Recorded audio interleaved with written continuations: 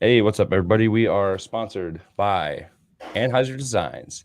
If you need any shirts or custom apparel for your business or anything like that, make sure you head on over to Anheuser Designs on Facebook. Shout out to Trevor Murphy. Let him know we sent you over. He'll take care of you. And with that, Hey everybody, what's up? It's Kyle and KZ. More people get their voice out there, then I think they'll realize like we're all the same, really. KZ decided, let's do it. Took the bait, so here we Veteran Chat Project. where it's encouraged to not be okay all the time. Hey, what's up, everybody? It's Kyle. And KZ. There we go. There we go. Nope. And we are the Veteran Chat Project. So how you guys doing tonight? We are here on a special Sunday edition.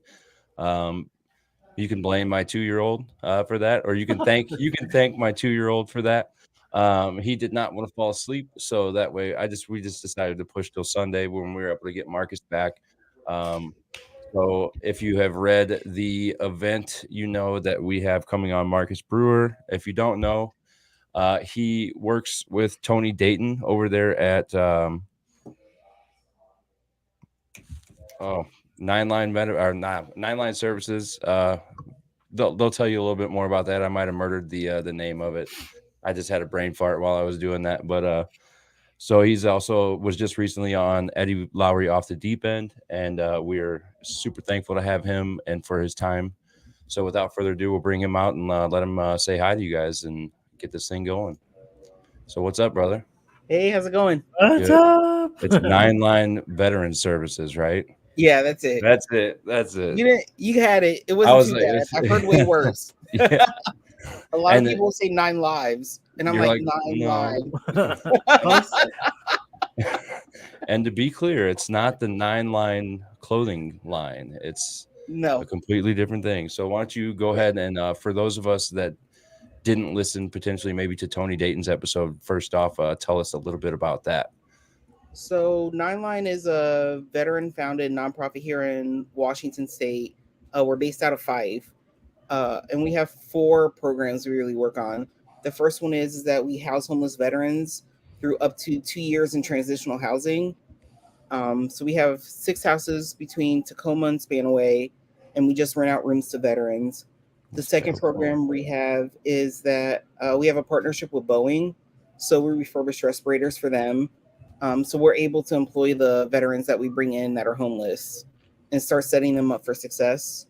We have we have an outdoor therapeutics program. So we do hiking, kayaking, fishing. We're doing camping next month. Anything outdoors, because we're starting to slowly realize that not everybody looks at therapy the same way, right? Mm-hmm. So for some people, it is talking to somebody that sits behind a desk. And for other people, it's being out in nature, or for me, it's baking and crafting. So we try to help people in that aspect of just bringing people together, just chat. And then the fourth program we have is what I work on, and that's suicide prevention and outreach through the Staff Sergeant Fox grant that was passed with the Hannon Act and the PACT Act, I believe. I remember Tony mentioning that Staff Sergeant Fox grant. Yeah. I forgot what it was. I'm so bad at remembering. I smoke way too much for remembering. God. It's a really cool program that the VA currently has. So the VA is slowly realizing that like they're not capable of doing everything, right? Yeah. Because there's a lot of veterans out there, and there's some veterans that just really need more attention than what they're getting, or even trying to get into the system. So if I remember correctly, last I heard, it takes anywhere from 3 to 6 months to be able to see a therapist in the VA. Mm-hmm. I can vouch for that. Yeah. Which is great that you're able to get the mental health help you need, right? It's not what you think it is. Sucks because you're having to wait so long. So the VA decided to partner with community partners, and now we're able to connect veterans with resources that the VA wouldn't usually connect them with. So if that's for you, therapy being equine therapy, we can get you into that. If it's art therapy, we have programs we work with locally that do art, That's and it's dope. all around doing suicide, helping people that are suicidal or have suicidal ideations. Mm-hmm. So we try to get them before they're at a point where like they have the knife, they have the gun, they have the pills, because people don't realize that there's always signs going on, right? Oh, of course. And but what I've realized, like, and I've only been in this space for 3 or 4 months now, is that so if I had suicidal ideations, and maybe I'd be showing one sign to Kyle, but one sign to KZ, right? But Yeah. maybe you don't talk to each other to realize, like, oh snap, like something's going on with Marcus. But there's always, there is some overlapping ones we always see, like, like selling belongings, isolation, reckless behavior. Like there's some things you'll start seeing, but they might not be seen by everybody. You might, like I said, I might be reckless around Kyle, but with KZ, I might be starting to withdraw myself. Even if we talk every day, it might be okay. We're talking once every 3 or 4 days, and then it's going to once a month, and then it's, so there's always signs. So our goal is to reach people before they get to that point. But even if they're at that point, we're still there to help them. So part of this Sergeant Fox grant would be if you were in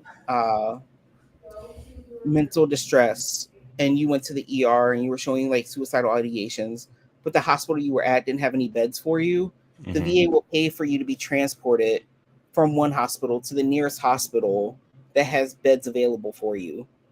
And it's all 100% paid for. And you never have to set foot in the VA. Because, it used to be that you would have to go to the VA, sit around and wait, hope somebody would see you. If not, come back tomorrow, rinse, repeat. And that's also something that's not good because that gives you more time to think about what you're going to do or actually exactly have. Yeah, and then you might even feel like that sense of like rejection, like once you go up in there and then you're like, oh, I'm gonna get it fixed today, and you're like, oh no, come back tomorrow, and you're like, what do you mean? Yeah. Like, oh yeah, And tomorrow. so it also allows veterans to be seen inpatient for up to 90 days. Oh, cool. And so the VA still pays for it, but I do want to warn people that it is the VA. So the only barrier to entry is that you cannot have a dishonorable discharge against the program. Yeah. But for us personally at Nine Line, like we don't look at your discharge status as a barrier of entry. We don't look at if you have a criminal record as a barrier of entry. So even if you wouldn't qualify for the grant, we still work to help get you the help that you need. Because there's That's tons outstanding. As a veteran is a veteran is a veteran. That's cool. Yeah. And there's tons of programs out there for veterans that will help you with mental health. And they don't look at discharge status, or they'll help you on a sliding scale. It's just all about letting people know that those programs exist, right? Because I feel as veterans, the number one thing we get told is, oh, there's this great thing over there. Yeah. And then you go over there, and that great thing is like, well, we can't help you because of an insert whatever reason, Exactly. Yeah. Oh, you have other than honorable, we can't help you. Oh, well, you I can vouch for that too. And so we don't look at that. We just say, hey, there's this program. Let's give you a warm, cozy handoff to somebody else, right? Yeah. Because what usually happens when we're referred to somewhere is, Kyle referred me to somewhere, and I go to talk to KZ, and KZ's like, I can't help you. Kyle's like, I'm good. I referred him, and now I'm back to square one with, here I am trying to navigate something, and I don't know how to navigate, and I'm all alone. Yeah, you know what? And I think that's a lot of the problem too, like what you said there. Like not like me personally, but like the Kyle in that situation of just like, well, I referred him, so like, and then they're just like, well, I did my job. And like my thing is like, if you're in that situation where you are given referrals, I think you should check up on those people to make sure that those referrals got pushed through. Because I mean, yeah, like I said, like somebody who is having those thoughts and going and trying to get the help, it can be super frustrating, dude, like super fucking infuriating. To just be like, no, call back tomorrow, or try it out, all that stuff. And so yeah, that's That's huge, you know. And I think another problem we have too is that, like, so for me, I'm half black, half white, and I'm gay. And so I walk into spaces, and then it's like, wait a minute, one of these things is not like the other. And even though I need the help, Mhm. I look around and I'm like, well, nobody can really relate to what I go through, right? Mm, And it's usually like walking into veteran service organizations, and it's a bunch of old white men talking about Vietnam or talking about Desert Storm or talking about something like I can't relate to it, right? yeah. And then like you walk away because you're like, well, I need the help, but Yeah. Dang, so dude. yeah, so I've been going out and looking at spaces from a different perspective of where are spaces I can recommend people to that look like me, Yeah. that have a background similar to me, because I think that really helps with one, like connecting to somebody, you know, where like you have those similar experiences, so you kind of let your guard down just a little bit. And then two, usually those organizations work in a way where like maybe another organization wouldn't. Yeah. So, and then even within that, like anytime I find out about a program, I put myself through it first so I know what it's like. Oh, that's what good leaders do. Oh, yeah, That's, Um, yeah, absolutely. I commend you for that.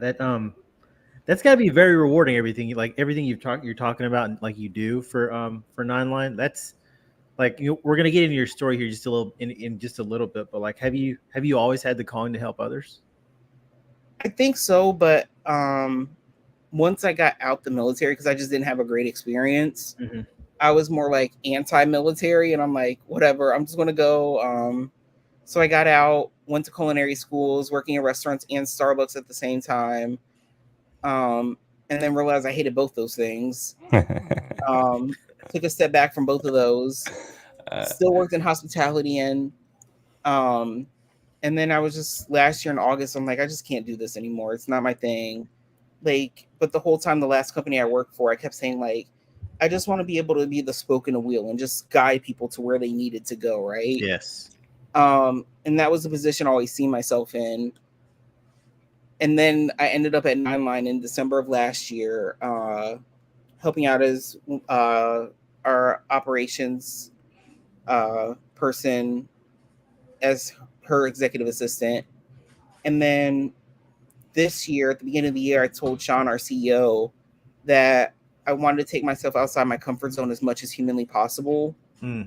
And so my whole life, like I've pretty much enjoyed doing more things behind the scene where I set everybody else up for success. Yeah. Like, you know, like I say kind of like the mom, right? Like I'm packing everybody's lunches, I'm sweeping around, like picking things up after people, making sure I'm setting everybody up for success.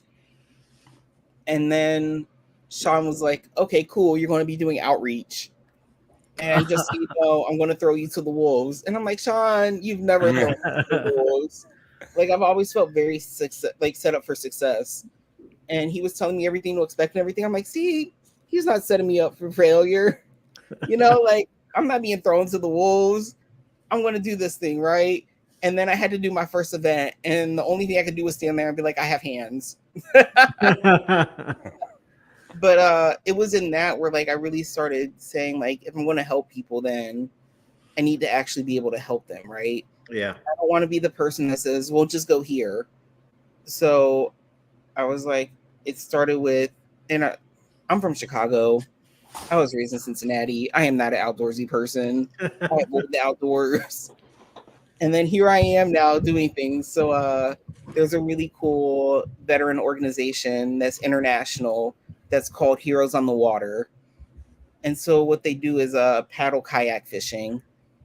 So I don't know about every chapter, but I know for us here in the Seattle area, like they have biscuits and gravy for us for breakfast. So you just show up. We had Kahlua pork, Hawaiian mac salad, cookies for lunch. You That just sounds show good. up.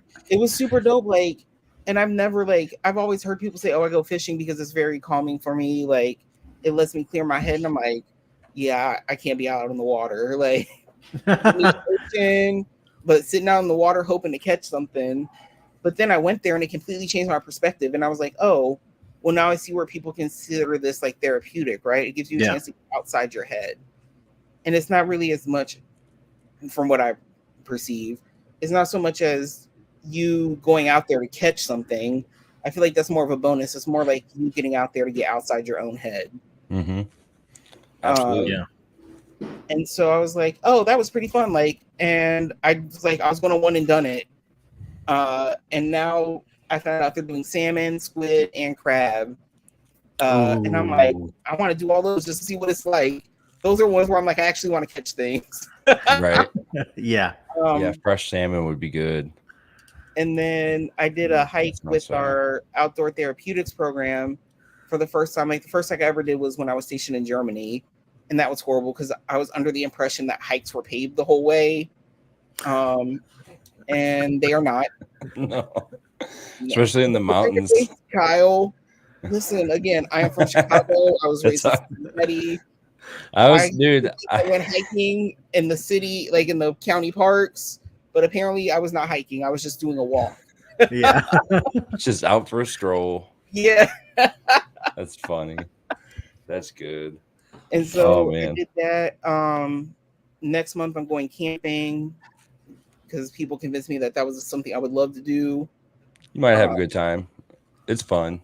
It can be a good time. I still haven't convinced my wife to go camping, dude. Not. I just went with my kid 2 weeks ago. Me and my kid, my wife, and my dogs. Yeah. It's a good time. Well, we have a little camper though that we use for ice fishing. It's an ice fishing thing that we use for a camper.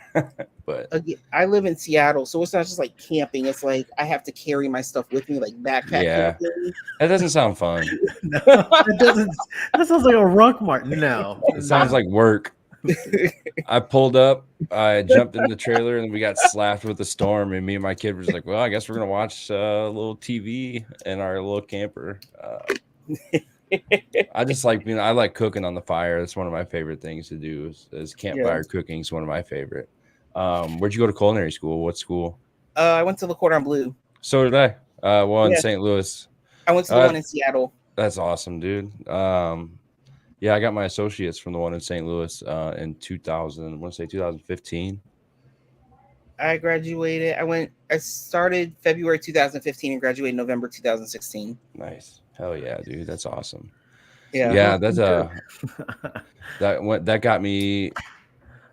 After I got out of the Army, that was one of the first major moves I made was culinary school on the GI Bill, and then use it to get out of St. Louis again. Eventually met my wife, and I'm at that point now where I'm like, I've been over the kitchen work, but I've been a stay-at-home parent for the last since February right now. But again, before then, I mean, for like 6-7 months before then, because we lost daycare. And there's not much out here. So we got in a situation where I could start working again. And I was like, well, I even text KZ. I was like, dude, I just applied to go work at the VFW here in West Fargo, but in the kitchen. And he was like, why? Like, why the fuck are you doing that? Like, you hate it. You know what I mean? Like, don't bullshit yourself. You hate it. You know, like Don't you might settle. think you like it. Yeah, don't settle. So I was like, bet. And literally, I think it was the next day, I got that phone call. That I applied for this job months ago, and I wrote it off like it was gone. And yeah, dude, it was so. Yeah, it's just, I don't know where I was going with that. That's just exciting. I think too, like I love cooking, right? But I realized that cooking for me is like radical self-care, right? It's not when you have to cook for people for a living, and then you always have to hear, oh, can I get this refired because it was missing? It was missing extra mayo. Like, did you say extra mayo? Oh, I'm sorry, I forgot to put that. And you're just like, get the fucking shit. But I also don't think that people realize like how much of a mental like it takes a toll on your mental health. It's tough. It's a very thankless job. So when I worked for one of the kitchens I worked at, I was making $12.50 an hour as a prep cook. And you were working your ass off. And but I couldn't work more than 40 hours because I couldn't get benefits, right? Like that was the dang. There's always so much shady shit going on in kitchens too. You know, there's always like some sort of shit like that where it's just like, oh, they'll walk up and be like, oh, hey, you got to leave at 2:47 today. Yeah. Because so no, Really? so but no matter what, you got to get this, and this done. Like even if they're like, oh, I need to stay off the clock. Like, no, I'm not doing that. Like, well, you're not part of the team. Like, well, fuck you. And no, Yeah. I'm not at that point because that's not teamwork. You know, that's not Mhm. that's That's not not- being part of the team. That's not tribe shit. That's not what Yeah. we do here. Yeah. You know, that's just wrong. You know, and that's a lot of the situation with that culinary world. Is like that. But for me, I love I like cooking for like my family. I like cooking when we have people over. Yeah. Like because Same. I'm good at it and I get down and I learned a lot and I did enjoy it for a long time, but like it did came to that crashing halt of it just became very unenjoyable and I was miserable every day because I was just always thinking about work. You never Mhm. leave it. It's just one of those jobs you don't leave because you're like, did I put that shit in the oven? Did I put that? Did I wrap Yes. this? Did I Really? do this? Yeah, and Yes. you're like constant. Even Like, if what you if this have to, like, motherfucker moves this when I did it? I spent 3 hours prepping this, and if they move it and it's gone, then I don't even know what I'm supposed to do for tomorrow. Or there's so much that could go wrong when you're not at a restaurant that you just feel like you have to be there all the time. or Dang. like you have to be ready for them to call you to say, "Hey, so and so called out. Can you come in?" Yeah, like no, I can't. Like, well, you're not part of the team. Yeah. Oh no. Like, why aren't Dang. you in there? Like, well, I'm on vacation with my kids. Like. Yeah. So you got to get kids. That's what it is. You got to get kids. Then you got power. But even then, like, well, your wife can't go. Like, no, Yeah. I mean, that's the thing too. Is like I feel like it's just a very unhealthy environment. Like waking up at 3 a.m. to be like, did I turn off the pilot light or did I leave it on? Like, am Did I? did I clean the chemicals out the stove? Yeah, is someone gonna die tomorrow because I Yeah. left something on? That's unnerving. I don't know if I could do that. Or like when you got to like leave something cooking overnight, like stocks and shit, and you're just like, oh, like that's the worst for me. They're not the worst because we always like the places I did stocks at, we had like the big stock kettles, Yeah. so it's easier that way. But still, just like walking away from something is so hard because you're just like anybody could just walk up and be like, "Whoa, what's this do?" And then next thing you know, like, everything's fucked, and you're just like, "How did you do that?" Or like, I'm not sure if you ever felt this, like how split your mind becomes because it's like you're multitasking to the most extreme humanly possible, right? Like I'm slicing chicken. I have I have more chicken cooking in the oven. I have bread proofing here. I have this going here. I have a soup chilling in the freezer that I need to remember to pull out before I leave so that the soup can be ready for tomorrow. Yep. Oof. I can't Plus, let you it got a freeze. whole list of shit you got to wrap up Mhm. before you leave. You're like, oh my God, dude. Yeah. You just sit there and like, I got so much to do. You're like, I'm gonna go do some drugs. Which is like the other problem too, right? Is like Yep. you deal with like I've dealt with alcoholics, I've dealt with drug addicts, I've dealt with people like severe anger management issues, and then like it starts affecting you, right? Because you're like you start gaslighting yourself. You're like, wait, is it me? Am I really the problem? Maybe I am the problem. Maybe I need to leave. Like they were fine before I came, and all these problems happen now that I came here. Oh dang. Yeah, like they weren't fine. Yeah. They weren't fine. Yeah. I think So the is that- last. Oh, go ahead. So you like Marcus? You like Kyle now? Like you cook for you cook food for fun? Yeah, I do it. Like I have people that want to pay me to do things, but most of my friends, if they want to pay somebody, I just refer them to one of my other friends that are in the business. Unless it's like something simple, like a lot of my friends are like cupcakes, and I'm like, cool, send me some money and I'll make cupcakes for you. But because like I said, I realized like it was like self-care for me. It was me like if I was having a bad day, there's nothing more satisfying than making fresh pasta and fresh focaccia and then going ham on some bolognese.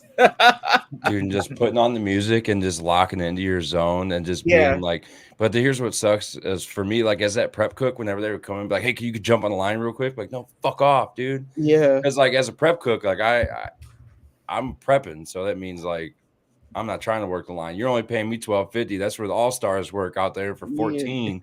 You know what I mean? Like, I'm just here to make sure that they got shit. I'm basically the guy in the war, like, here's your fucking ammo. Like, you know what I mean? Like, but that's what I enjoyed the most at the end of it. Like, and I've been an executive chef of a nursing home. You know, I've been restaurant manager, been, you know, and I think the happiest I've ever been was a prep cook. And that was towards the end before I moved out of Colorado. I mean, it was easy. I show up to a list. I don't answer to anybody except the chef. And me and the chef are on the same page. You know, I know what he wants. He knows what I could do. And if I got a question, he's always be like, yo, you know, this is how I did it. And they just didn't pay enough. So I couldn't, you know, I'm like, dude, I got a family. I can't work for fucking $15 an hour anymore. Like, I can't, like, nobody can do that anymore. Excuse me. I tell people, like, being a prep cook's my favorite position in the whole kitchen anywhere. Like, any kitchen I've worked in, is because, like, you're probably the only person that knows that menu inside and out. You know, every ingredient that goes into everything, you know, what it should look like when it's from beginning to end. But I also think it was like what you said, like, for me, it was like being in the background and like setting everybody else up for success that I enjoyed. Is just like, put on my music, start chopping onions, you know. Right. Leave me in the corner and don't fuck with me, you know. Yeah. The old Kyle's over there getting down. Like, don't get in his way. He'll cut your hand off. Yeah. But also being able to look, because like you're pretty much driving a lot of stuff that people don't realize. It's like I used to tell my chef, like, oh, we're out of this. We need to order more of this. We need to order more of that. You know, and like I think I worked my way up to I was a head chef in a sorority. And that was when I got out, because I'm like, I just can't deal with this anymore. It's not my jam. I've heard that can be a pretty tough job depending on the situation. But a guy I worked with at one of my last restaurants I worked at, he did that. He worked at our restaurant part-time. Yeah. Because he knew the chef, but his full-time was at a sorority house. I think they had like 200 something girls that lived there. And I'm just like, yeah, mine wasn't too bad. I had 86, but it's trying to get 86 people to be on one page about food. That sounds impossible. That sounds impossible. Like, one of the houses I worked in, half the house wanted Taco Tuesday every Tuesday. The other half of the house did not want it. And it was like, cool, I'll just do it every other week then. Yeah. Right. You know, but it's like, the companies are always like, we use organic, we do this, like made from scratch that, made from scratch this. And literally the only thing they wanted were like cheeseburgers, hot dogs, and chicken tenders. Well, yeah. I'll pull this up. 86 women on the same page. Not happening. That's funny. It's but like anytime I've been in situations, like no matter how shitty it's been, like I always look at what I gained from it, right? Yeah. Because we could all go down that rabbit hole and be really negative and be like, it sucks, it's this, it's that. It's a lot harder to find all the positives in something. Mm-hmm. Oh, for sure. So like for the sorority, like it really taught me what my limits were. It taught me leadership skills that I didn't know I had. I think like my first lesson was it was just myself and my sous chef for like the first 3 months of the school year. And I had to learn very quickly that my sous chef and I were not the same, right? Like just because I'm capable of doing it doesn't mean she's capable of doing it. So if I can look at a prep list and be like, I can knock that all out in 45 minutes, it might take her an hour and 15. Yeah. So like it taught me how to really like manage expectations, how to manage my timelines, and like Starbucks really taught me how to, I don't know, like one of those cheesy things. Like I always want to be a way to change the world, right? And Starbucks has a saying, and I'll probably butcher it because it's been a while, but it's changing the neighborhood, like one person, one cup, one neighborhood at a time, right? And working at Starbucks allowed me to connect some amazing people. I met a lot of people that were in the C-suite for Starbucks. I helped open when they opened up the Princi Kitchen at the roastery in Capitol Hill in Seattle. I helped open it up, and was like really amazing. Like, and as much like I hated like, you know, making 17 caramel frappuccinos in a row, it really helped me with being able to connect with people, right? And realizing like it's more than just me in the world. Mm-hmm. Um, Yeah, that's a huge thing that a lot of people don't have the capability of understanding, is what you just said. Yeah. Like, I think though, like I had to really learn like so something they always taught us at Starbucks was assume the best intent in your customers, right? Which is really hard to do, especially when somebody walks up to you and is like, I want a caramel frappuccino, but they don't tell you they don't want any whip, and they don't tell you they don't tell you they want extra caramel, right? So then you make it and it's like here, and they're like, you made my drink wrong. And you're like, did I? right, But yeah. I really had to teach you like how to separate yourself from a situation, right? Be like, okay, well, you really don't know what that person's going through, right? They could be going through a mental health issue. They could just be having a really bad day, right? And I had to learn how to separate things from that, right? So it would be me like somebody be upset because their drink were made wrong, and that was just like the icing on the cake, right? That was the top of the thing. And I had to really learn how to separate. Like they were upset because of other things that happened, and I just happened to receive that. It doesn't make it okay, but I think it helps you with being able to be like, we all have those days, right? Where like you've gone off on somebody and then you take a moment and you're like, ooh, that wasn't a really good look, was it? shouldn't have done that Too often. Yeah, have had those a lot, you know. Yeah. Mhm. Yeah, no, yeah. So for me, like having to learn how to like separate that and then like actually try to connect with people at the same time was like something that I took from Starbucks, like, and I think I always carry it with me because it was really important for me.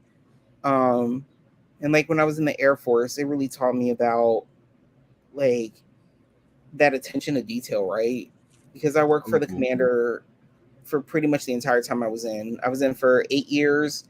I spent like 4 years, I think, not doing stuff for the commander. But I really had to go dive deep in regulations, right? And really understand what they were saying and actually read it for what it was and not just be like, well, the regulation says this. Yeah.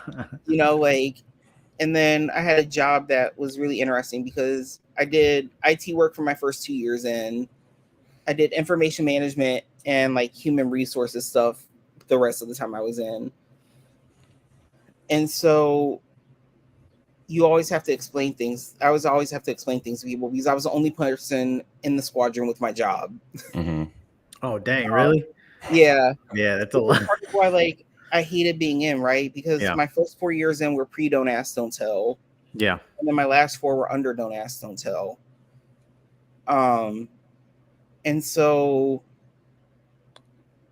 it makes it really hard because, like, you know, when you join, you're really young, right? And you really don't know much about yourself. And so something that I always knew about myself was I was gay, but I was raised in church and I probably spent a solid 10 to 13 years trying to pray the gay away and hoping that I would meet somebody that would change my life. And then I went right from that to I'm going to join the military. What, if you don't mind me asking, like, what was there like a catalyst to that? Like what? I just had to get out of Ohio. Like I was very driven to get out of Ohio. And I'm like, I really wanted to go to college and I was looking at culinary school, but mommy and daddy didn't have $40,000 and I refused to take out student loans. Yeah. So for me, it was like, what was the fastest way I could do this? 3 years in the military. Air Force. There we go. That's why I'm joining the Air Force. But then like, as I realized, I'm like, no, like I am gay and this is who I am and that's okay. Yeah.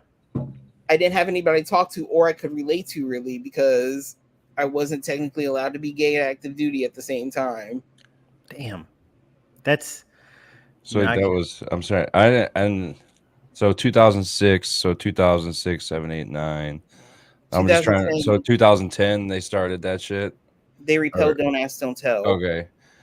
So but even then, the other issue was, and this was like my deciding factor to really get out,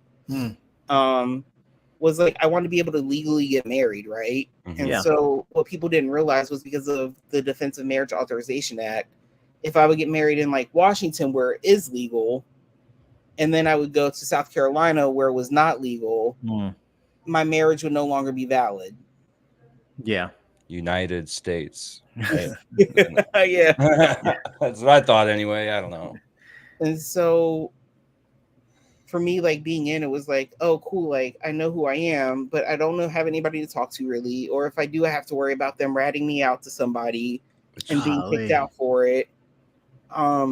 So like everything I learned about gay culture, I literally learned from watching RuPaul's Drag Race and hearing about different documentaries on the show. Mm. And then I would go and watch those documentaries. But if I had to like buy a movie, I would have it sent to somebody else's house and I would pick it up from a friend's house. Damn.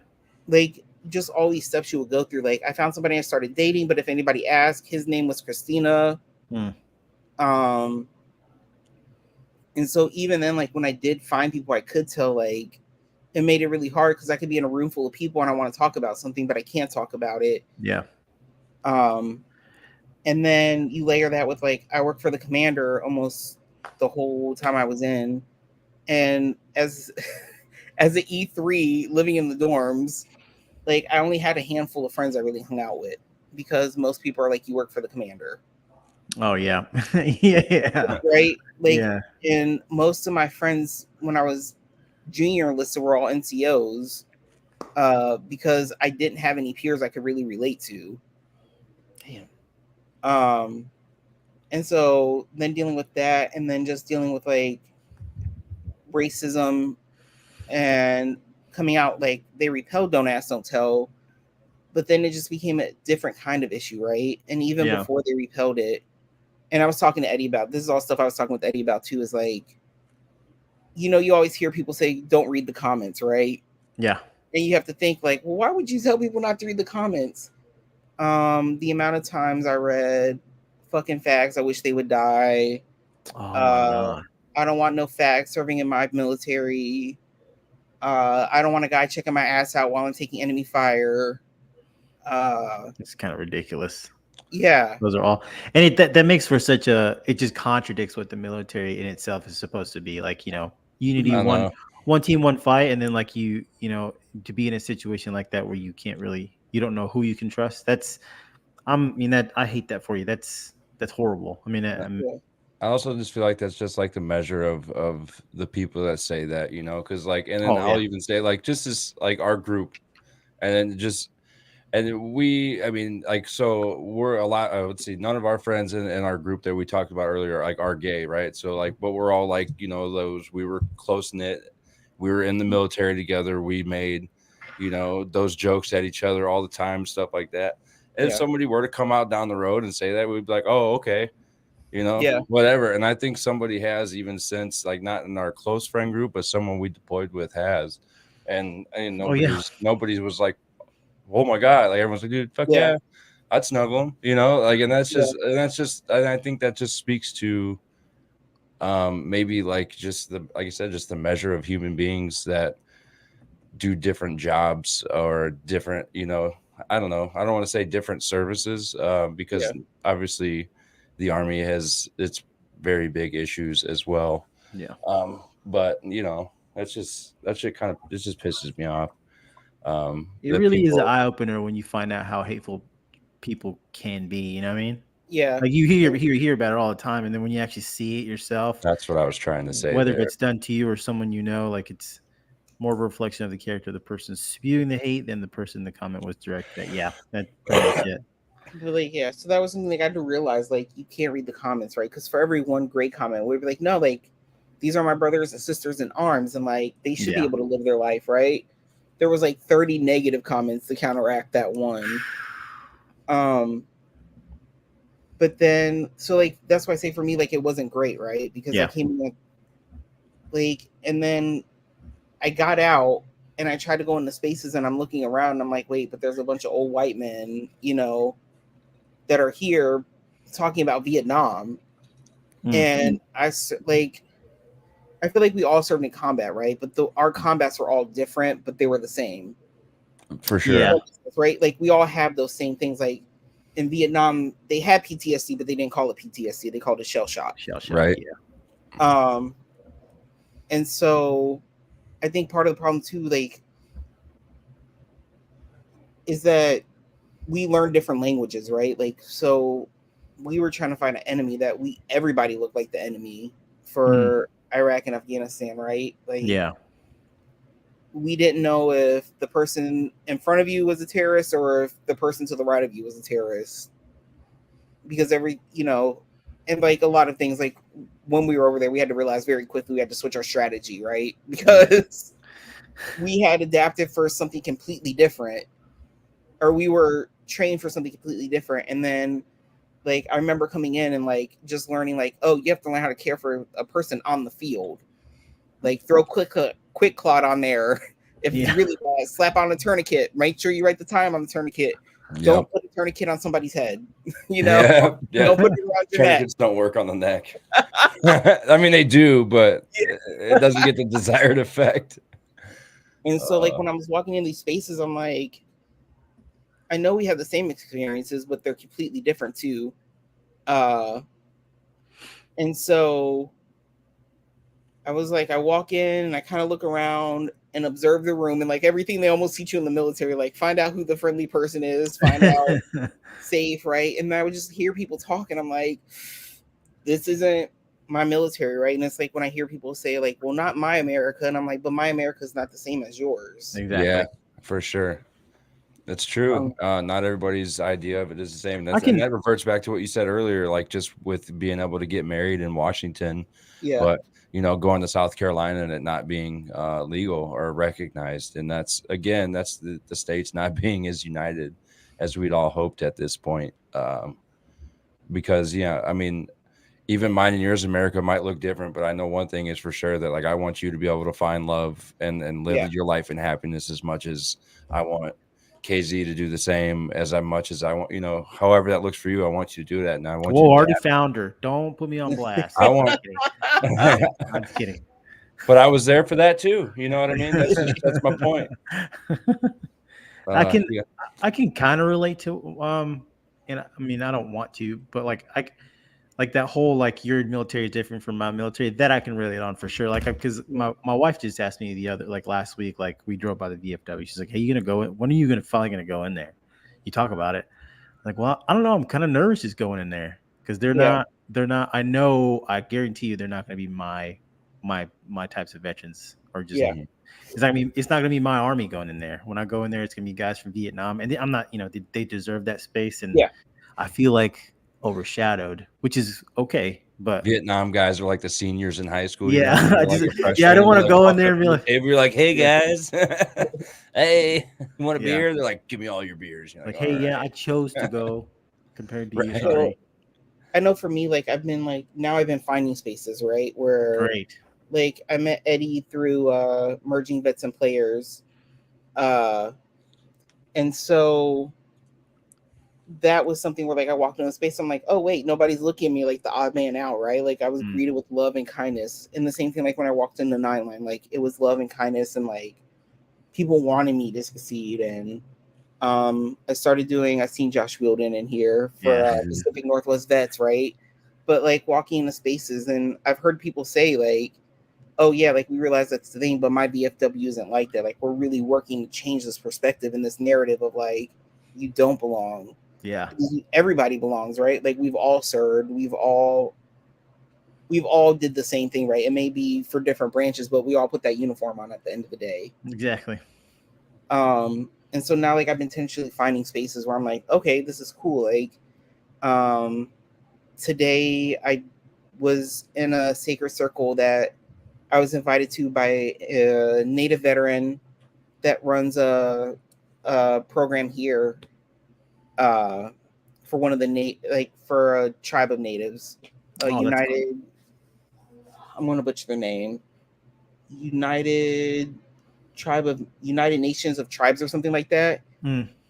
But it was like a space where I'm like, oh, I feel like I can be myself. I don't have to worry about being the odd one out. I know here in Seattle we have an organization called Minority Veterans, right?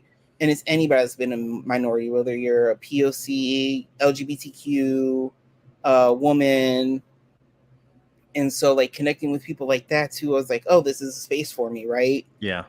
And I can talk about my experiences and not have to worry about somebody be like, well, not my military and not my America, because it just feels really condescending when I'm telling you, like, this was what happened to me. And you can sit there all day and tell me that not in your military, but it happened. Yeah. Right. And it may not Can't change happen on that. your watch, and you may have not have been okay with it, but there's other people that are. And there's other people that will turn a blind eye to things because nobody wants to be the minority, and point things out or be a whistleblower. Yeah. And so, like, and being able to find spaces where I'm like, cool, now I know where I can refer to people, right? Because I want to look at somebody that looks like me and be like, hey, I know these great organizations where you're going to be felt and seen and all the fun things that you need to help you heal. Yes. How's that feel? That's got to feel like tremendous. Like, it's amazing. Like we talk about filling our boots up every day, like as a measure of like success.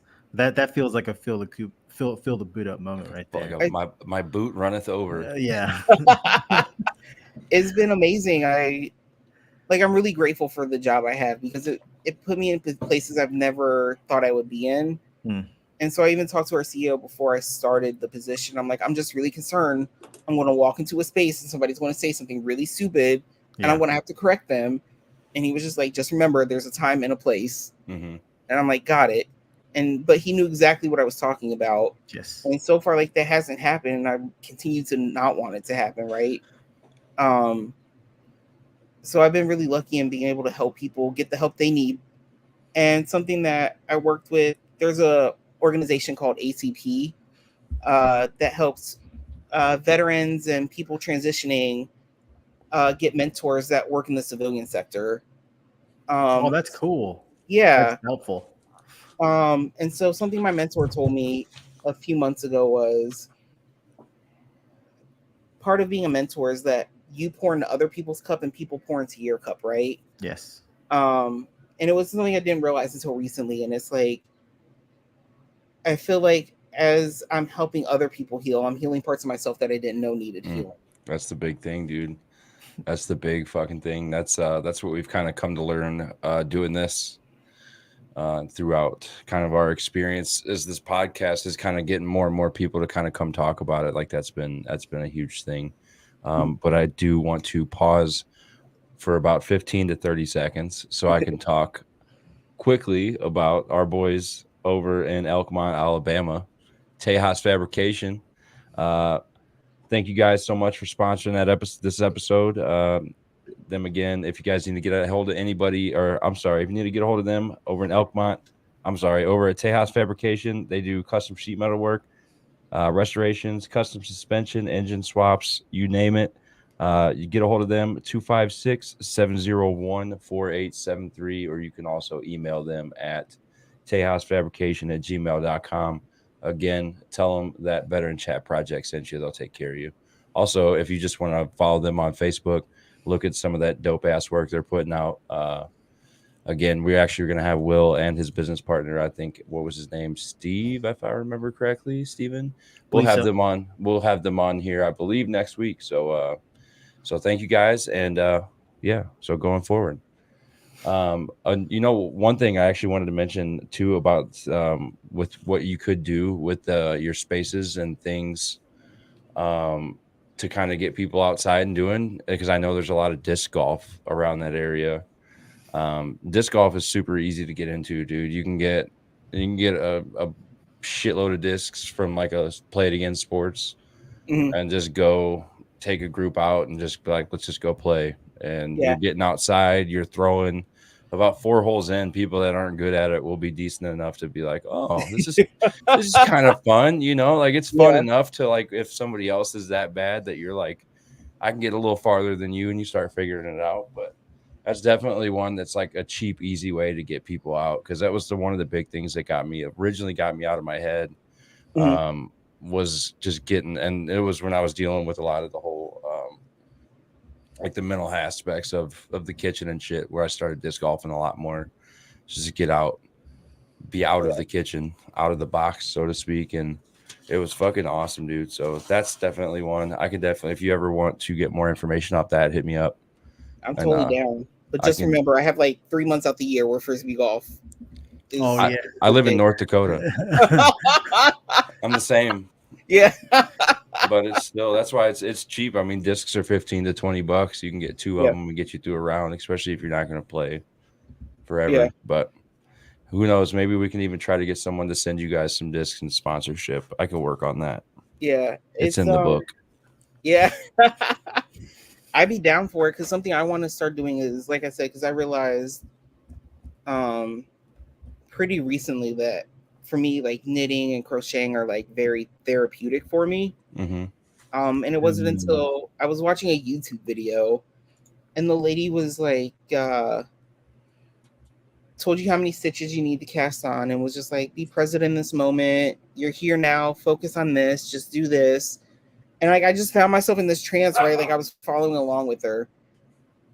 And I was like, wait, like this is totally self-care for me, right? Like I have friends that are like, can you make this for me? I'll pay you. And I'm like, just buy the yarn and know I'm making this on my own time. And I usually miss a stitch or I do something wonky. You'll realize it. But you know, like I'm doing it for me, right? Or I buy yarn and I always buy yarn. I'm like, I know there's going to be a project I can use this for. Like it speaks to me and I just have to wait for the pattern to be here. So like one I just did was I knitted a shawl for one of my like my godmom. Oh, that's cool. How long did that take? So I'm one of those weird people, like sun's up, I'm up. Oh no. I wake up at like 5:30ish and I'll knit until about 7. And then I did that for about a week and I finished it. Okay. Dang. That's probably that was probably, like you said, it was therapeutic for you. Probably a great way to wake up and start the day too. I put on some trashy television and I go to town. Have you ever heard of Quilts of Valor? Is that the one where they make quilts for veterans? Mm-hmm. I've heard of it, but I haven't really looked into it. So actually, I was at the park in town the other day. I guess a lady in town. I still have to reach out because she never messaged me, but her mom runs one of the bigger groups of that up here. I think it's the Red River Valley one. And so we're trying to get them to come on the show to talk about Quilts of Valor. And basically all she was looking for, they look for nominations. They make these quilts for free and they give them out. I think one of our buddies Barton has one. Okay. But they do the same thing too. They'll give out like the kits. Mm-hmm. And then it has to be like one of these certain patterns or whatever, but they'll give out a kit and then they'll like teach you how to quilt too. Oh, that's really cool. So I mean, like I think we're gonna try to get more information from them and have maybe they can teach us how to do it while we're on the air. Yeah, I mean, we'll let them if they want to use the space. My wife. Yeah, dude, my wife would love that shit. If like she'd be like, "Oh my god, you're having a fucking quilting show? Like, let's go." But you know, I find it really funny because you never realize the spaces that veterans are in, right? Until you start talking about things you do. And I've met so many veterans that do crafting things, and I'm like, wait, what? Like, I just found out. I'll have to ask the person again that told me about it. But there is, I want to say a Special Forces veteran that crochets hats for veterans, and he just donates them all. And that's all. Like, and I'm like, wait, what? Like, how have I not heard about this, right? But I think it's something we've been talking about a lot too, is like there's so many things out there for people as veterans, but we just don't know they exist because nobody tells us about it, or I feel like a lot of times to shine the light on that positive side of shit, it seems like, or what veterans are doing to better their situations or others around them. It's just not shined enough. Yeah. It's, like, I'd never heard of that. That's cool as hell. Like, anything that people are doing for veterans out of the kindness of their heart, I think is the coolest fucking thing ever. Yeah. Not even just for veterans, and just for people who fucking need just someone to be there for them. I think it's huge. It's fucking it's why we're here. So there's a really interesting book I listened to, and I own the physical. I just haven't read it because I drive all the time for work. So it's called The Power of Ritual. I think I actually started it. The guy was talking about how they've done studies about like CrossFit and orange therapy, with how people consider them church. And it was like, well, what is church considered, right? Because you'll hear people in the CrossFit community literally talk about the gym as if it's church. They call it church. Yeah, I would say so, SKZ. they do. And so I was like, and then it made me think of like, well, what is community, right? Like, Yeah. And then a few weeks ago, I went through training to be peer support, and so we were talking about finding our tribes. And so I was like, that's really interesting. Like the coalition between like tribes, community, your ritual, right? So for me, every Friday night, for the most part, I go to a local yarn store here that's like 20 minutes from my house, and I knit for like 2 hours. That's and cool. It's just a bunch of us getting together and talking, right? And you don't realize how important it is or how much part of your life it is until it's like there's a Friday I have to miss, right? Or like I make it a point to really try to be there on a Friday, even if it's not from the 6 to 8 time that we usually knit. I'll go in and I'll knit from 2 to 4. But like when I don't do it, I'm like my whole week feels off now. Because it's part of your daily ritual now. Yeah. But also my rituals become my community, right? Exactly. Oh yeah, exactly. Thing. And like now I can see like with CrossFit, like because I do MVP once a week, and it's kind of like, oh, I found my people, right? Like, yeah. And when I can't go, it's like, oh, I really like. I wish I didn't have to table this event. I'd much rather be working out, right? And yeah. So I think it's important for us as veterans to really find that, and connect with people, because I think it helps us, right? We don't realize how we're all similar being veterans. Exactly. Right? That's we try to say that, like, like I threw that challenge out to one of my buddies who's like just having a tough time, and like I don't think he had heard about the podcast, but we went to grade school together. He joined or whatever, and he's it's like I'm having a tough time. Nobody gets me. And I was like, let me prove you wrong. Like, come on the show. And like, he's seen it now. I was like, come on the show. Let me prove you wrong. Let me prove that you're not alone. Yeah. Because, we have a network of people that we've talked to now that are, we all wore, a different type of uniform, but in the end, like we all have the same kind of scars. Yeah. Yeah. So but I think too is like what you said, like I would go to all these jobs and like almost job hop. I wouldn't keep a job for longer than a year. Yeah. Because I just never felt like anybody understood or got me. I'm sorry, my dog's here, something outside. You're good. It's all right. If I start a chain reaction, I accept responsibility for it. It's all good. But like when I remove myself from like, I'm like, just nobody gets me. And I always tell people like, I just think differently, like, right? Like I think 6 steps ahead. Yeah. I think about the problem I'm going to have today. I thought about it 2 weeks ago. Mm-hmm. Yeah, and then you guys are just reacting to it, and I'm over here like, why the fuck haven't we done anything about this shit? And then, but I didn't realize like that's something the military taught us, right? Like you're always analyzing, and like you can. It's kind of something I'm not sure if they taught you this, Kyle, in culinary school, but it's like they can teach you. You can turn down things like when you look at food, right? Or like critique food, you can turn it down, but you can't turn it off. Like you always look at a plate of food, you always look at a menu and be like, bro, like this should not cost $40. This is $20 Tell me if you have this problem. Can you go out to eat without just shredding the service, or like critiquing it, or like even on the flip side of that, like being like, yo, that service was really good, that food was fucking phenomenal. Like, yeah, because for me it's few and far between where both of those are said at the same time. I usually have decent food that's brought out by some dumb fuck who knows nothing about serving. He's like, here's your food, bro. And I'm just like, it makes if your service was a little better, this food would be fucking delicious. Yeah. But it just makes me wonder.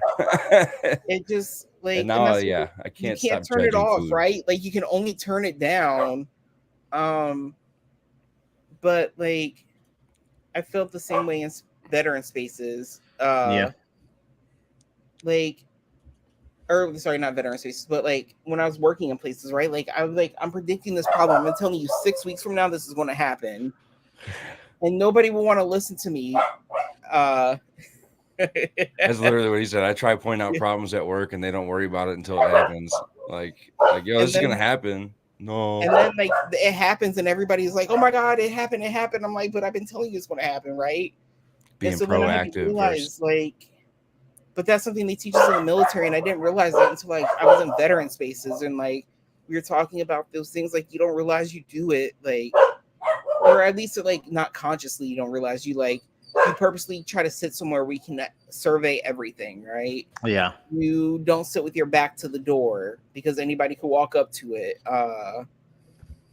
You can walk in like I was talking about this today, like where you walk in and like I take public transportation a lot, so I identify everything, right? And I can't turn it off. And I thought it was totally normal. And it is normal if you're a veteran. But for people that are not veterans, it is not normal to like be able to like plot your escape from several different ways. Or to just be able to constantly scan everything all the time.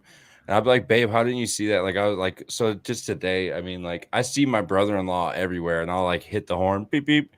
Yeah. And he's like one of those people that's just like, you know, he's going to do his thing. He's not really looking around, paying attention. And like everybody I know out here is like that. But it's like me, I'm like, oh, did you see that guy in that car? He was fucking texting and smoking a cigarette. He didn't even have his hands on his wheel. Like, how did you see that?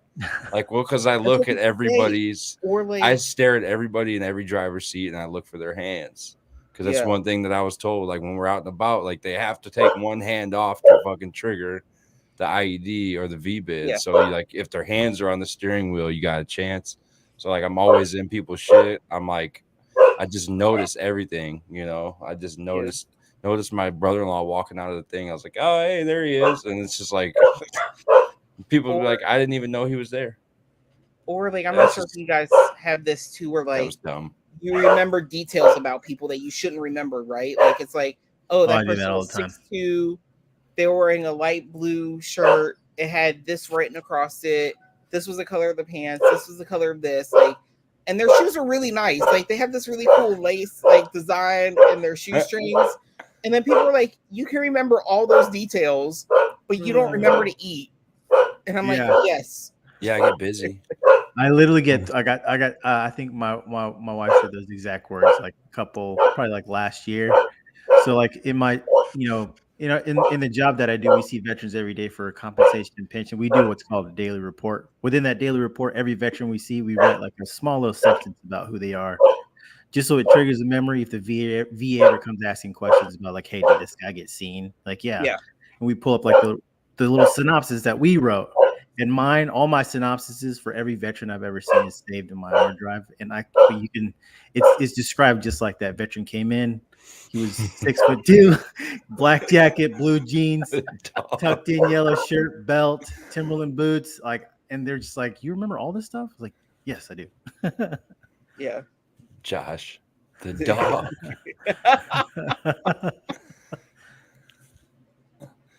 But yeah, we're trained to do that. Like, we're definitely trained to do some of that quirky stuff. The speaking of like shared experiences and stuff, does like when you're directing like these veterans for like these others for services and for mental health or assisting other veterans with suicide and stuff like that, like do you find it helpful to dig in your own like past trauma if there is some there to help them out? Do you think that helps? I think it helps when like I can relate to people, right? Yeah. In certain situations, like I think in general we all have some similar shared experiences. It just might look different. And so for me, a lot of times, like mine was growing up and being gay and like being in a religious household and wanting to die because I felt like an abomination, right? I had people constantly telling me I'm going to go to hell. I had people constantly saying that being gay was a choice I was making, and not being able to communicate that was really hard. Because like when you're growing up, you just want to make your parents happy, right? And if I'm gay, then I want to let my whole family down, right? Because like I have a younger brother, but that mentality of like, well, my bloodline ends with me. Yeah, I don't have anybody else. Like, damn. And there was nobody like. At that point in my life, and I still think I am the only openly gay person in my family. Did others serve the military in your family? My dad was in the Navy, and on my great grandmother's side, my great grandfather served in World War II. Okay. But I don't know, it was like a really weird thing, like, and it's really hard to explain to people when it's like, you know, something that's so true about you, but the rest of the world tells you that that's not okay, that you shouldn't exist, and like, hearing things like, well, don't do that, that makes you gay, right? And I'm like, well, I don't want to be gay. So like for me, like I tell people when I wanted to learn how to like crochet and knit, I wasn't allowed to because that would make me gay. And I'm like, oh yeah, I really don't want to do that thing because I don't want to be gay. And like for the longest time, I just wanted to pass as being straight as much as humanly possible, even though like all the writing was on the wall about me being gay. Because I felt like if I could just blend into society, at least I wouldn't have to worry about anything. Yeah, that's a hard thing to navigate. We as parents, like my wife and I, like we had that conversation with our daughter probably earlier this year or late last year. I think it was earlier this year about that exact scenario of that situation, and she was, we told her we don't care. We appreciate you telling us this stuff. Like we love you for it. But just like as her dad and as her like protector, like I had to like, hey, you realize like you do this, like I'm always gonna be here for you. But no, the world's a mean place. Yeah. And like you're gonna get attacked verbally for this stuff. And I just want to prepare you for that. Yeah. And like in this house right here is your safe space. Like no, like we love you forever. But once you walk out these doors and you want to make these decisions out loud, be prepared for some pushback. Unfortunately, that's how the world is. Yeah. It's tough to have that kind of conversation with your 12-year-old. I think it's also really hard too because it's like it goes back to like I'm the only one, right? Like so who can I relate to in my family? Yeah. When I talk to my family about like I think I might be gay.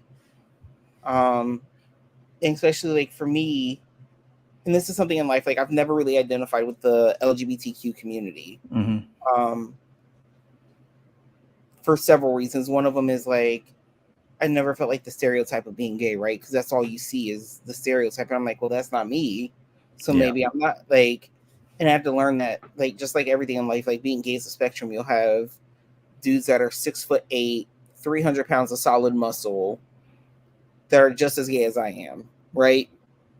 And then the opposite, where you have that stereotype of like really flamboyant, And so like when I was trying to find things, I'm like, but nobody looks like me, right? One, like it's always white guys you see that are gay or they're really flamboyant. And I'm like, but that's not me. That's not who I am. That's not what I look like. And so like I had to come to terms with like, maybe I just need to make my own lane for being gay, right? And there's nothing wrong with that. And that's really what I started doing. I was like, I'm just going to carve out my own section, like, because I sit at so many sections of intersectionality, right? Like, I'm Black, I'm gay, I'm white, my mom's side of the family is Jewish, right? So, like, I sit at this corner that not a lot of other people sit at. But I want to build this corner up so anybody that wants to come to it can come to it. Yeah. Because nobody ever, like, I was telling Eddie this, and I said it in his podcast. One of my favorite authors in the world is Maya Angelou. And she has a quote that says, try to be the rainbow in somebody else's cloud. And so that's how I try to live my life, right? Because I never want anybody to have that feeling I ever had, right? Of feeling alone and like literally having to fear for your life because you can't hit on somebody because you have to worry about like, oh, well, now I might die. Oh my God. But it's a true thing and people don't. That's not something like a lot of people think about is like if I hit on the wrong person, I could end up in a ditch. That's fucking wild. But it's like, you see that shit in TV or, and you see the movies or whatever. And it's like, that shit, just you saying it's like, holy fuck, like that shit's real. And it's just something like me personally, like I never, like thought of, like that's It's just very eye opening to me.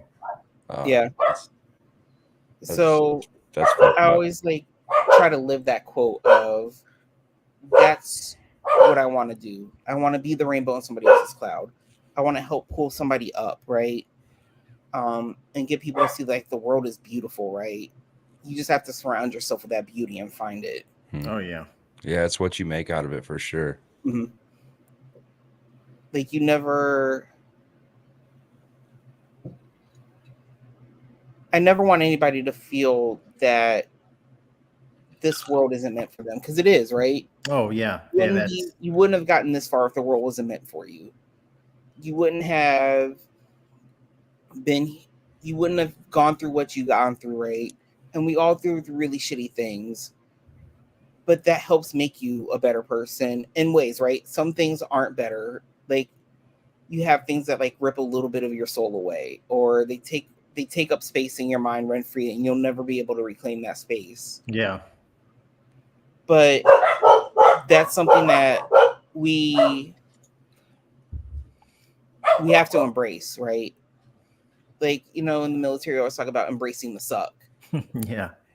But there's also beauty in embracing the suck, right? Like, it's how you learn from most situations. You can, it's a learning experience. And so I think it's just about being there for people and saying like, hey, I have this space, I can hold it for you. Right? And you're meant to be here. Maybe you just haven't found what you're meant to do yet. Like, like Kyle and I were talking about like being in kitchens and realized we hated it. And I'm like, I don't know what I want to do with my life. I just know that this isn't it. This isn't where I want to be. The space isn't meant for me. And you wouldn't have known that unless you tried it. So yeah. And the same thing, like when I came to 9line, I was just helping out the director of operations, and I'm like, I'm here, let me help you get caught up on billing, organize things, yada, yada, yada. Cool. I got a paycheck. I'm out.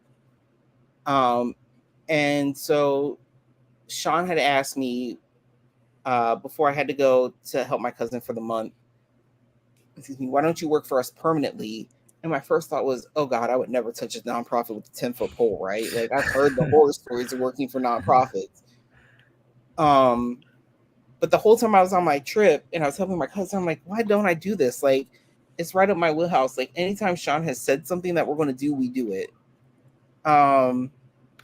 Anytime Sean's like, this is what we're about, right? It's never wavering, right? And it was also what I said earlier was like, I've always wanted to be able to connect people to resources. And so I was like I tell people, I'm like, Sean got in my head, right? But I felt like I missed the opportunity because they hired a new executive assistant for the director of operations. And so I'm like, whatever, the universe threw me a hint. I missed it. And I came back, and 3 days later, she sent me a message. Just like, can you just help me out? And I'm like, well, what about if I do it permanently? And like, once I got into the space, I realized like this was my calling, right? I just had to go through certain steps to prepare me for this calling. Yeah. And I think that's really important for people. It's like, you have to go through certain things, like no matter how shitty they are. Like sometimes you have to go through those things to come out because it'll make you a better person, right? There's something there that you need to learn. There's something that you need to understand. I truly believe that the universe never puts something out that isn't meant for you. Yeah. And the journey is always a learning process. Mm-hmm. Yeah. And so I want people to feel like they have space and they're meant to be here, and that they're not alone, and that it's okay not to be okay, right? I think that's something that we need to talk about more. We didn't mean to laugh when you said that. It's just literally that's like really true. It's in our it's in our intro from like one of the first videos we made. Mm-hmm. It's one of the big things I wanted to point out about this show is like that's like it's okay to not be okay all the time. I mean, it's actually encouraged because you learn the most about yourself in those not okay situations. Yeah.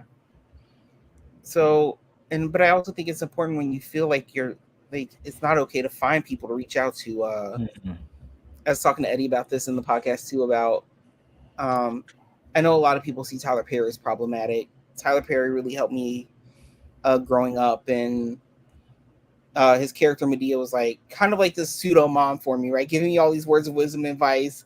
Didn't know I needed it. But I think it's really important that one of the quotes he has is, and I know this is probably from somewhere ancient wisdom, the people in your life are like a tree, right? You have the leaves where if the wind blows one way, they go over there. If it blows the other direction, they go over there. And it's okay to be friends with those people, but like keep them where they are as leaves. And then you have your branches, and the branches are there for you. But if a good wind blows, then those branches are going to be taken out with the wind, right? And again, like those are people you can trust them a little bit more.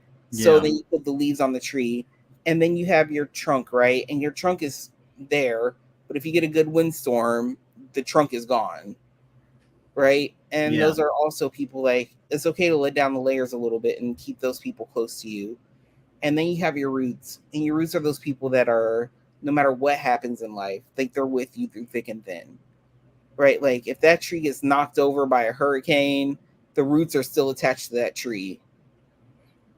And I think it's really important when you start having those feelings of like, I'm alone, there's nobody here, like reach out to your roots, right? Or reach out to somebody, like call, like if you have to call 988. Like I've called it personally just to see what the process was like, right? Hey, I have too. Yeah. It was an amazing process. Yeah. And if you're worried about like, oh, well, I don't know, like, there's one for veterans, right? But there's also other options in there, right? So if you're a native person, I think it's option 4 is for people that are native. And it takes you to somebody that is indigenous, has indigenous descent. It may not be from your tribe, but at least you can connect to somebody that understands and has that connection, a similar experience, right? Yeah. If you do option 3 is for people that are LGBTQ, I think under 25, and they partner with the Trevor Project for that. So like, there's always help. There's always hope, right? And I tell like any of my closest friends, I always say like, you're on my do not disturb, like you're in my favorite. So if you call me and I'm at a point where I can answer, I'll answer. If I can't, shoot me a message. If it's really important, call me twice, because then it'll automatically go through. So I know. But I think it's also, and this is something I've been doing a long time, I think just from customer service, but like actively listening to people. Yeah. And paying attention to their body language and paying attention to how they're saying, like their inflection of the voice. Because a lot of times it'll tell you when people are hurting, right? Yes. And sometimes people don't want to admit they're hurting. They just need somebody to be like, hey, are you doing okay? I just realized, your voice sounds a little different, or, and just listening to what people have to say. 'Cause sometimes that's all we need is just somebody to listen. Yeah. Yeah. And listen, my wife and I are big on that, like communicating. Communication is a two-way street, even especially if you're the one listening, actively listening, like providing feedback, especially when someone's talking to you about something as heavy as like mental health, stuff like that. I'm looking on the website, Marcus. Is this number like a public number we can give out, the 7225? Yes. Cool. Yeah, that's our office number, and it's a 9 to 5 kind of business hours. So if someone calls that number looking for like for help or what have you, like in veteran services or whatever, like does it route to you, or like is it like a team? We have a team, like it's just a general line, whoever answers, but we all know what each other works on. Gotcha. So but we also one thing I love is that we're not just like for me, it's not like, oh, I just deal with suicide prevention, that's all I do. Like if I have a homeless veteran come up to me, I can get all the information I need and be like, cool, let me get some contact information, find out more, find out as much as I can, and then find out how we can help that person, right? Yeah. And or it could just be somebody calling, like we had somebody walk in to the office randomly one day and was like, excuse me, they were like, I'm interested in learning how to use my GI Bill. I'm like, cool, here's what you can do, right? That's cool. That's dope. I like that. Because we try to, like, not only do we have the 4 programs, but we just want to be as much of a resource to veterans as possible. Right? Because it's like we said, like, it always happens. You talk to so-and-so, they tell you go here, you go there, door closes, other person's like, I did my job. Yeah. I did, I told them where to go. So we always try to do like a warm, cozy handoff to people. It's never, oh, just go here. And if, like, for me, if I recommend it, it's because I've been through it already, or I know the person well enough to know how the program works. That's awesome. Yeah, And I like y'all's website's pretty legit. Yeah. If you don't mind, I'm just gonna read you the 9-line Okay. mission for a second. Okay. Our mission here at 9-line Veteran Services provides innovative approaches for veterans, their families, and community through a group of like-minded veterans and the development of programs that reflect the need of a diverse and ever-growing population. We are driven to improve services and motivated to make long-lasting impact in our own veteran community. That's super dope. I like that. We put their number on there for anyone in the area. 9-line Veteran Services 253-922-7225. That's cool. What's do you have like an interaction that like sticks out in your head that just like, this is why I love the job? I think there's several that really stick out. Like, one of the big ones is like when you meet a homeless veteran and you're able to get them housing, right? And then you're able to help them get employment, and you're like, oh wow, I did that. Yeah. Another one is I have somebody I've started becoming friends with that he was really struggling with getting out. And it was just like, oh, cool, check out this resource, check out that resource, check out this. And he was like, oh wait, these are available, like, and seeing somebody like actually, do it. So not just be like, here's this and buy, like you said, but like, no, like, here it is, like, this is that, and I'll show you. Yeah, it's huge. Not a lot of people really know what's out there. There's a lot out there. One of the 2 programs I really like besides ACP, like ACP's been really amazing for me, is Onward to Opportunity.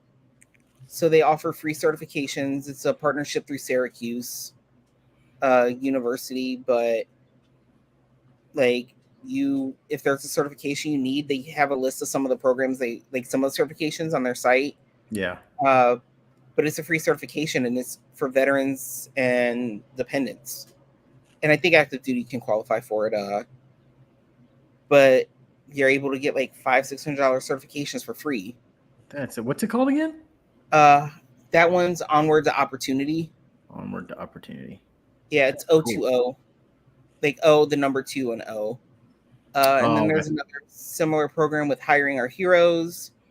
They partnered with Google, who partnered with Coursera to get you a certificate in several different Google approved. So I did one. Mine was in program management or project management. And that was really dope. And it's free. You just have to show up, and they kind of give you a brief over it. And then the course is self-paced. You have 6 months to complete the course. That's cool. Yeah. But it's a thing that people don't know about. So something I tell people is, like, when you get emails from the VA, actually read them. Because like, there's a lot of great information in there that you would just never know existed unless you actually read through. Like, I kind of skim through, like, I read what I find important. But there's just so many great programs out there for veterans that, like, another one is I think it's called Hiring Heroes, and they will write your resume for you, or rewrite it, or tweak it, or whatever you need, right? And it's a free service just for veterans. That's dope. There's actually like I think it was Rooster's wife that told me about it, or I can't remember. Someone told me about it. But it's I think it's like tailored for vets or something like that, where like you can you send them like a copy of your DD-214 to prove you're a veteran, and then they'll ask you your measurements for a suit, and they'll send you a suit for your first ever interview. I've heard of that one. Yeah, that one's super cool. I should have used that one because I don't have anything to wear tomorrow. There's nonprofits that'll do your headshot for you, or like organizations you're a veteran, will do your headshot for you for free. Cool. There's several out there that'll help you with LinkedIn. Like, people don't know you get LinkedIn Premium for free for a year for being a veteran. No shit. I did not know that. I didn't know that. That's so cool. Like it tells you who's viewed your profile. You can do online courses through LinkedIn Learning. You get like if you click like if you're looking for a job, Yeah. it'll actually tell you the percent of a chance of like your resume being viewed or something like that. Like or like 50% of people with a similar background as you have applied for this job. Mm. So it's really an amazing tool, and you get it for free for a year for being a veteran. That's cool as shit. I wrote Yeah, it. so that's why it's like there's so many programs out there that like we don't know about because people don't say. Yeah. Or like like as much as I love the VA, it's like it's buried in an email somewhere in the middle, right? Yeah. So I read through them, and I know it's a lot. They send out like 3 emails a week, but there's some great treasures in there if you're looking. Like I'm not sure if people know, but like you get for being a veteran, you get free lifetime access to national parks. That I knew. That's cool as shit. Yeah. Yeah. Like in the state of Washington, if you're 30% disabled or more, from like your rating from the VA, you get your Discovery Pass for free, I think for life, to get in the state parks. Yeah, Colorado has it too. I think it's if you have disabled veteran plates in Colorado, it's 70%. But with that comes the like all the Rocky Mountain National Park and well, that's one of them, but also all the state parks and everything. Yeah. That's fucking pretty good. But that's one of those things too. Is like, dude, get outside, go camping. You got all these fucking state parks that you can crash in. Yeah, and national parks, you can do it for free. Yeah. Yeah. That's cool. I mean, that's I mean, that's a good call out too to all our listeners and veterans out there. Like, it's that too is a two-way street. Calling these services out there, getting to know what's out there for you, but at the same time, do a little research, see what's out there for you, because Yeah. I've learned at least 10 things from hearing Yeah, Marcus talk about stuff. Even the Yeah. VA has like I found out that the whatever the national HR is for government jobs, they put on shows once a week, I think, if not like once every other week, about how to apply for GS positions and how to read the descriptions and know if you could if you should apply, right? Oh yeah. That's a free resource. And you just sit from your home. The VA every Tuesday, I think, goes live on LinkedIn. And just gives out information. I'm gonna start reposting. And you just have to follow the VA on LinkedIn, right? Mm-hmm. And again, like tons of information given out, and people ask questions, right? And I always tell people, if you're wondering it, there's probably 8 other people around you that are wondering it. Exactly.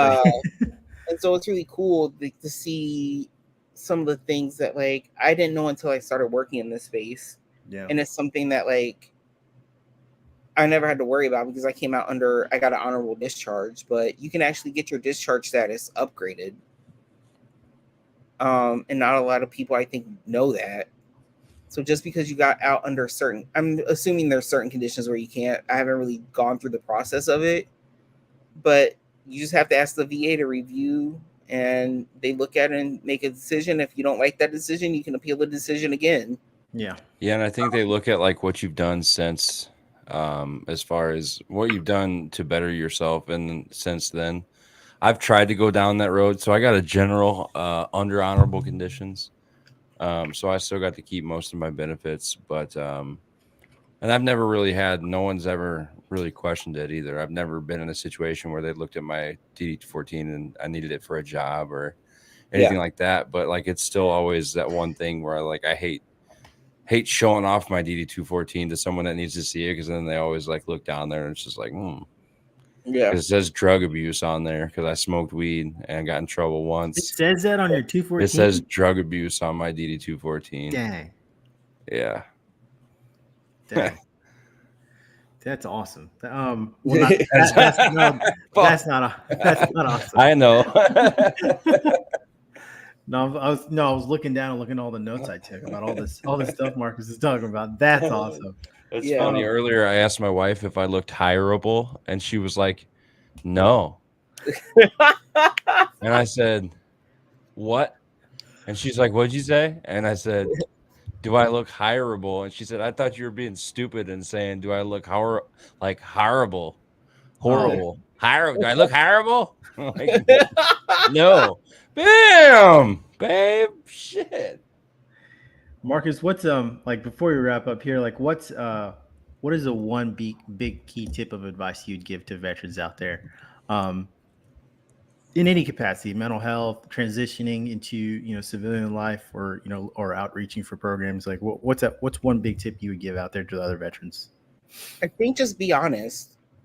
Really, like I think a lot of times people hit a point where like they feel shame for something, and you should never feel shame like at all, right? You're in that reason because something happened, right? But now you're here, and I'm like, we're here to help you. We just need you to be honest with us so we can help you to the best of our ability, right? Like if you, like I say, like, if you have like a dishonorable discharge, just let me know, right? Like there's nothing to be shameful about that. You served. I don't care. Yeah. Like I know there's programs that do look at that, but I'm not going to look at that. I'm going to look at the programs that will help you. So I think just really just be honest and be open and be honest. And I also that honesty be open to possibilities, or like don't let your ego or your pride get in the way of things. Oh, that's a good one. That's a big one. Because if there's one thing that I'll say it, most veterans are very prideful. Mm-hmm.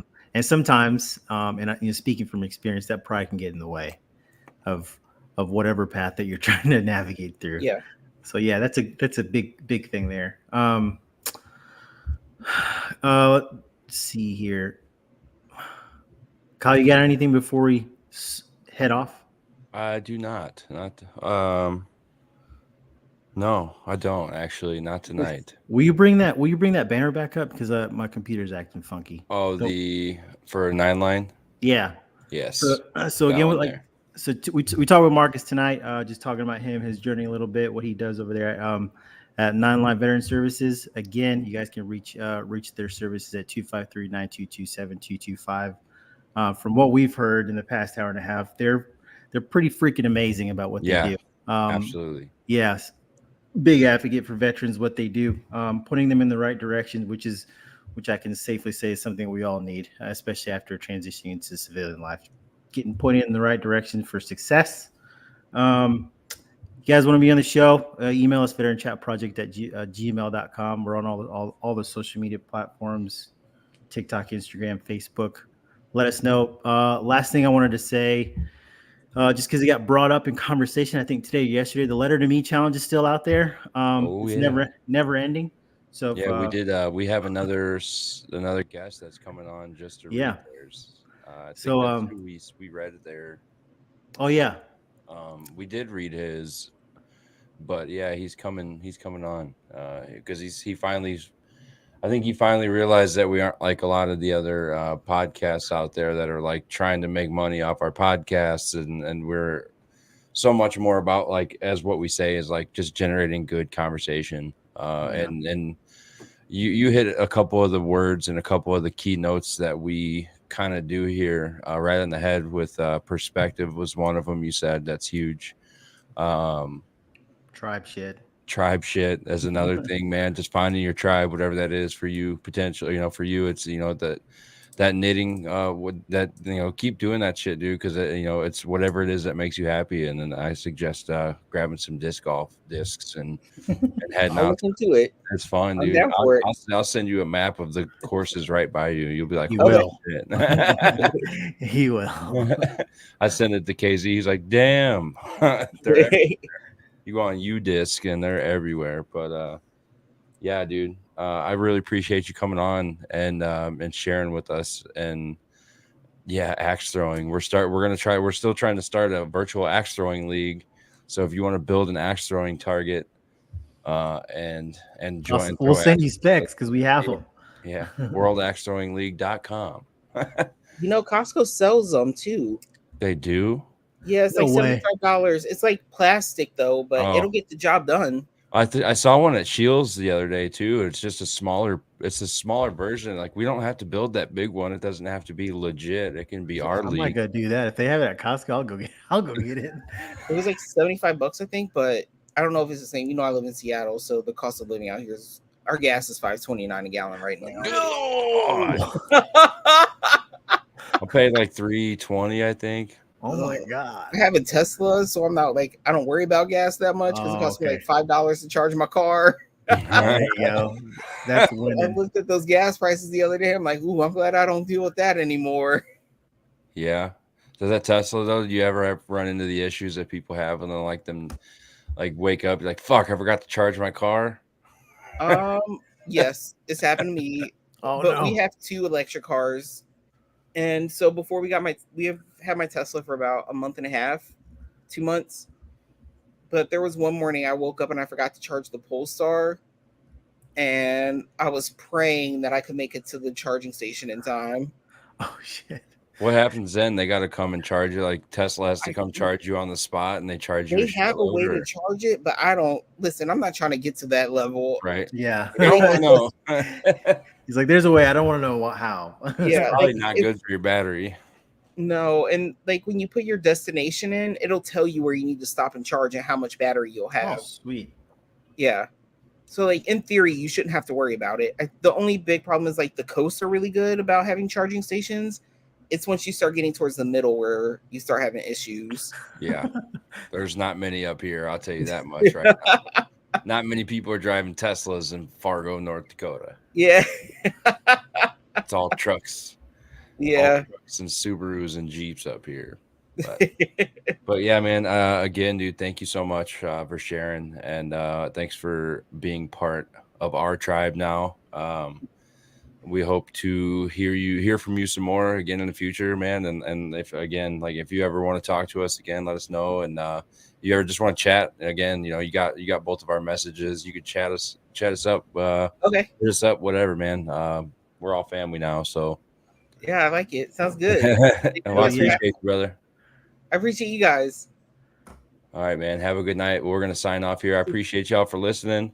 Alder, brother, I know we missed some of your comments on there, but you guys always in the comment section make the show a lot more interactive, and I appreciate that so much. So appreciate you guys. Love you guys. Good night.